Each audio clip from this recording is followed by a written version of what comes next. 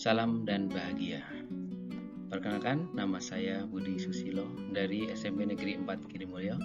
CGP Angkatan Pertama Kabupaten Kulonprogo akan menyampaikan pemetaan 7 kelompok aset sumber daya yang ada di SMP Negeri 4 Kirimulyo sebagai pemenuhan tugas demonstrasi kontekstual modul 3.2.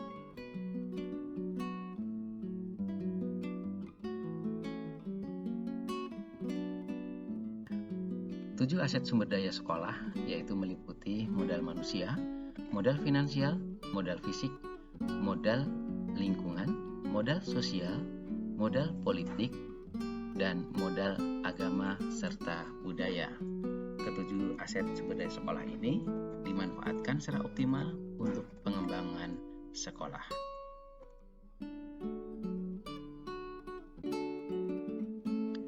Modal manusia terdiri atas modal fisik manusia itu sendiri dan juga kemampuan serta kesehatan yang dia miliki.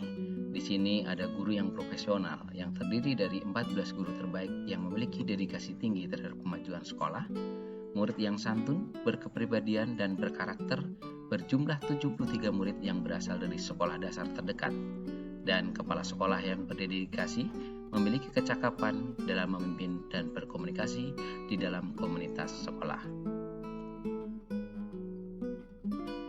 Modal manusia berikutnya adalah pengawas dari Dinas Pendidikan yang berperan di dalam pengawasan akademik dan manajerial, termasuk di dalamnya pembinaan guru, pengawasan standar pendidikan dan penilaian kinerja kepala sekolah. Orang tua, wali murid berperan di dalam memfasilitasi murid belajar di lingkungan keluarga, memberikan fondasi awal pembinaan karakter.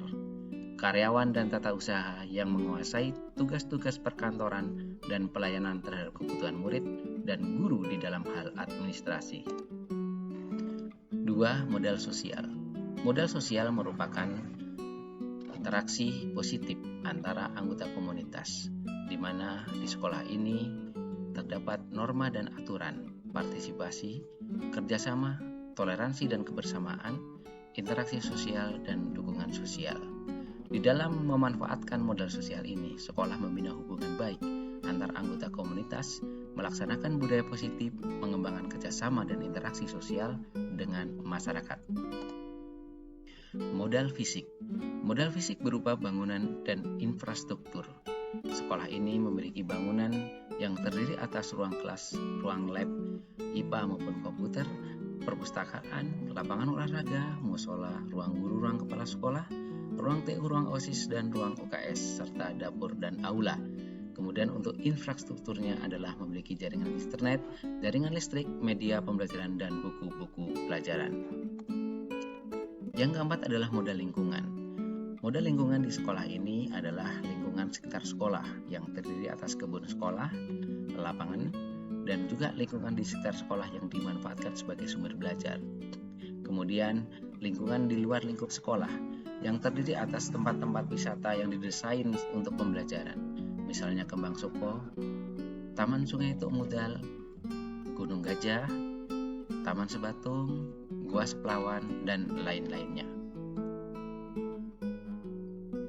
Modal finansial. Modal finansial terdiri atas dana BOS, dana komite sekolah, beasiswa, dan juga sumbangan sukarela. Dalam pengembangan modal finansial ini, sekolah menyusun RKKS secara detail untuk mengakomodir semua kebutuhan sekolah.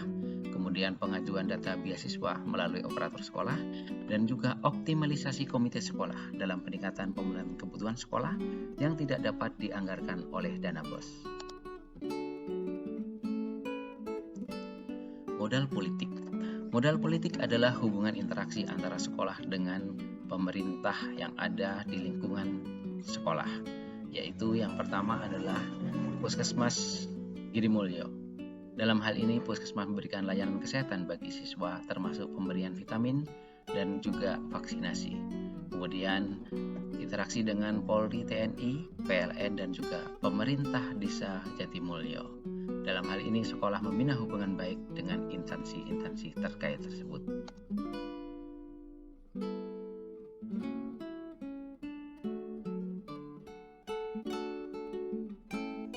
Modal agama dan budaya. Kerukunan umat beragama merupakan modal terpenting di sekolah ini, mengingat siswanya terdiri atas siswa yang beragama Islam dan beragama Buddha.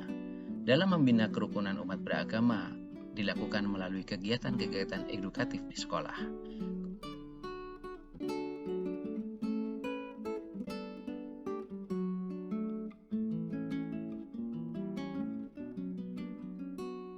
Demikian paparan ini, semoga bermanfaat. Terima kasih, salam, dan bahagia.